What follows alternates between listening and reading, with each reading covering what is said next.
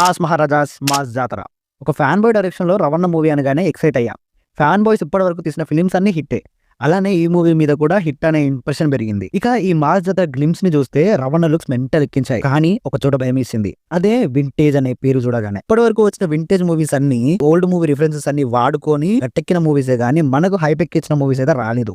ఆ mirror scene, ఆ మందే ఇదంతా సీను అండ్ ఈ కాప్ డ్రామా ఇవన్నీ చూసాక మూవీని సర్దేస్తున్నారేమో అని భయమేసింది. కానీ అదే మా జాతర మాస్ ర్యాంపేజ్ గ్లిమ్స్ 0.5 స్పీడ్ లో చూస్తే మైండ్ బ్లోయింగ్ డీటెయిల్స్ కనిపించాయి. అవి చూసాక ప్రతి సీన్ అండ్ డైలాగ్ వెనుక మీనింగ్ చూసాక కామెంట్ లో రవణ నచ్చే వాళ్ళంతా mass Raja and 2 fire symbols పెట్టేస్తారు. లేట్ చేయకుండా వీడియో చదువుదాం.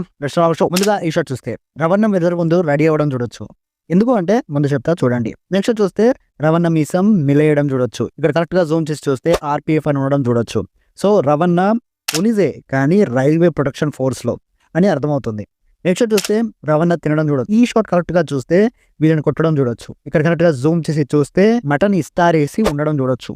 అంటే రవణ విలన్ ఇంటికి వచ్చి వాడి నట్టింట్లో కూర్చొని దమ్ బిర్యానీ తింటూ దమ్కి ఇచ్చేసి అని అర్థమవుతుంది. నెక్స్ట్ చూస్తే రవణ ఈ టింబర్ యార్డ్ లో వీళ్ళని కుమ్మడం చూడొచ్చు. ఇక్కడ చూస్తే ఈ పర్సన్ అండ్ ఈ పర్సన్ ఒకటే అయి ఉన్నారు. ఎందుకు కూర్చున్నాడంటే ట్రైన్స్ లో ఇల్లీగల్ గా వుడ్ ని ట్రాన్స్పోర్ట్ చేస్తే వాళ్ళని పట్టుకునే జాబ్ ఈ ఆర్పిఎఫ్ పోలీసులది. సో రవణ వీళ్ళని తెలిసి ఉతికేస్తున్న సీన్ అది. నెక్స్ట్ చూస్తే రవణ వీళ్ళని స్టేషన్ లో ఉతకడం చూడొచ్చు. వెంటనే కరెక్ట్ గా జూమ్ చేసి చూస్తే అడవివారం అని ఉండడం చూడొచ్చు. సో ఈ మూవీ అడవివారం అనే ప్లేస్ లో జరుగుతుందని అర్థమవుతుంది. అండ్ రవణ అడవివారం అనే రైల్వే స్టేషన్ లో ఎస్ఐగా చేస్తున్నాడని అర్థమవుతుంది. నెక్స్ట్ షాట్ చూస్తే రవణ శ్రీలీలతో మందే ఇదంతా అని అనడం చూడొచ్చు. రవణ ఆ రైల్వే స్టేషన్ కి ఎస్ఐ కాబట్టి మందే ఇదంతా అని అంటున్నాడు. It has a meaning. Next చూస్తే రవణ విలన్ ఇంట్లోని వార్నింగ్ సీన్. మనం ఇంతకుముందు శ్రీలీల దగ్గర చూసిన డ్రెస్ అండ్ ఈ వార్నింగ్ సీన్ లోని డ్రెస్ కలర్ సేమ్.